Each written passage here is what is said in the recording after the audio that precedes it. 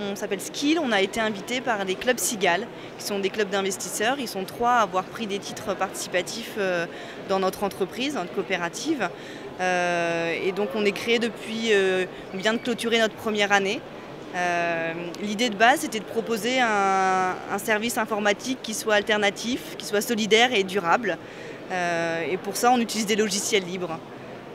Voilà, avec comme idée qu'on travaille à partir de matières premières qui sont à nous et qui ne sont pas à nous, qu'on a produit, qui ont été produits par d'autres. Et puis quand on produit des logiciels, on les remet à disposition de tout le monde. Alors nous, les clubs Cigale nous ont aidés dans la phase de création, c'est-à-dire on a monté notre entreprise parce qu'on avait des premières factures à encaisser sans avoir pensé de manière suffisamment structurée notre business model. Donc ils nous ont aidés dans cette démarche-là. Aujourd'hui, on sait dire qu'on a une offre qui est en 4 pendants. On fait du dépannage, des sites internet, des caisses enregistreuses et des logiciels de gestion de flux pour des plus grosses structures. Ça, c'est une démarche qui a été mise en place progressivement avec les clubs Cigale. Il y a 1 an et demi, on vous aurait dit on fait du service informatique et on est content de faire du service informatique de manière alternative. Là aujourd'hui on a une offre, une gamme qui est structurée, ils nous accompagnent aussi en ce moment dans la mise en place d'une démarche commerciale.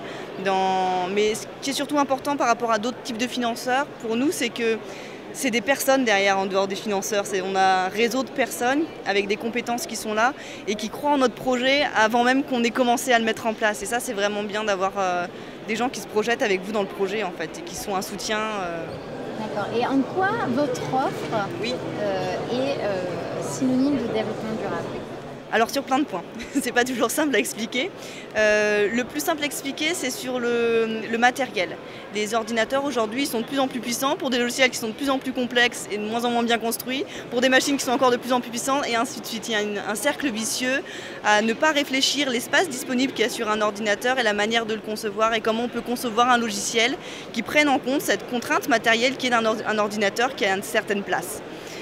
Donc ça c'est une démarche qu'on a à travers les différents logiciels qu'on peut utiliser, qui sont plus ou moins gourmands par rapport à l'utilisation de la personne, par rapport à ce qui est vraiment nécessaire de faire. Ça peut aussi servir à ne pas remplacer un ordinateur ou à acheter un ordinateur d'occasion. Par exemple là on vient d'acquérir une 15aine d'ordinateurs qu'on va reconfigurer et qu'on va revendre, mais c'est des ordinateurs qui ont une seconde vie en fait, qu'on va réemployer. Donc ça c'est quelque chose aussi possible. Et la dernière notion qui est plus complexe, mais en tant que développeur, en tant qu'entreprise en informatique qui nous parle, c'est la manière de coder, c'est-à-dire le logiciel, il est construit d'une certaine manière, qui est publique, qui est ouverte à tout le monde, qui est un peu comme des mathématiques. On dit l'informatique, c'est comme les mathématiques, ça appartient à tout le monde et à personne. Et ça, c'est une démarche de développement durable pour nous, parce que la manière dont aujourd'hui on va faire un logiciel pour un client, on va se débrouiller pour que demain, quelqu'un d'autre, un autre client ou une autre entreprise, une autre structure, puisse reprendre le logiciel et l'utiliser pour un autre de ses clients ou pour son propre usage plus tard. Et donc on construit aujourd'hui en faisant attention à ce que ça puisse servir demain. Et ça, pour moi, c'est vraiment une logique de développement durable.